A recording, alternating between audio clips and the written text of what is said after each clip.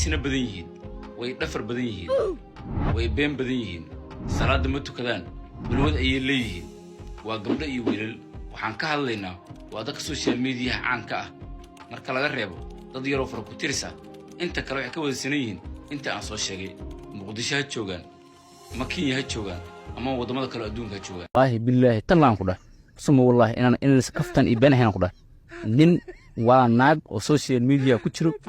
ama ay ka iska sinaystaan ama qolo kale ka sinaysato wax cad waa macnaha ku sheegay marka aad fiirisid waxa isleedahay dadka caanka dhaqamada ay ku dhaqmayaan ma aha dhaqan islaam dhaqan muslim ma ahan sababta halkaas u leeyahay tahay shan waxyaabo isku darsadeen qof caan ah salaad ma tukado waana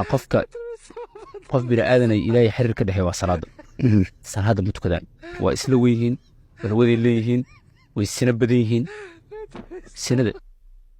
dadka caanka aad u sinistaan nin iyo naag aan caan ahayn oo sinaysan ma jiro maxaa dhacday nin caan ah iyo naag caan ah aan sinaysan ma jiraan dhammaantood dadka caanka ah gabar iyo wiilba way sinaystaan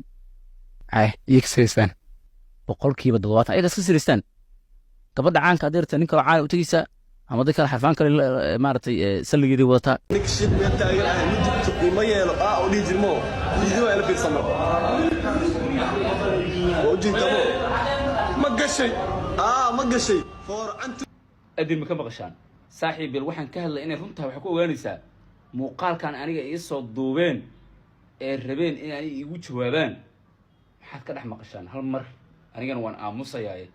adinkana bal aamusa hadalkoodina waxa ka dhex dhageystaan adin ka maqla nikshid meel taagan ah midibto ima yeelo oo dhii jirmo video ay la fiirsamo wajintamo ma gashay for antuga Allah ninka salaad jalla bi arow iyo xirtiisa nimo weyn baatiyay xooggaad anigu soo jawaabaysaan nimayo salaada alla ku aada mar hadduu adin dhaco haddii howlahays waxa la yiri hawsha dhig u soo laaba salaada aad haddii meerad ku furantaane xir masaajidka aad kadibna meeradaada furo nimayahow haddii wax idin sheegi jira wax waa idin sheegay haddii la idin dili jira aniga idin dili maayo intaas aan idinku soo koobaya ilmaha reero hanuunka Allah iska leh jaalla iyo sheedaankina jaalla adkaaday ninka walaalkeeya waxa aan ka rabay waa intaas shaqo fiican baa qabtay ilmaha reero alxamdulillah ilaahay mahad iska leh sida jaalla hada ka muuqato quraan buu akhrinayaa macnaheedu waxay tahay in uu soo hanuunay hanuunka Allah iska leh shala qofka hadduu wada qaldan marayay oo maanta uu soo laabto toobada alla waa furanta jaalle hadda waa iskeenay waxaan sugnaa waa rag kale aan ogahay waxaan ka rabaa wadada jaallo uu maray inaad martaan wadada jaalle uu maray waa inaad martaan toobada alla waa furantahay aniga yaa iga cabsan ilaahaygiina abuurta ka cabsada ilaahu toobana dhaha faraha la laabta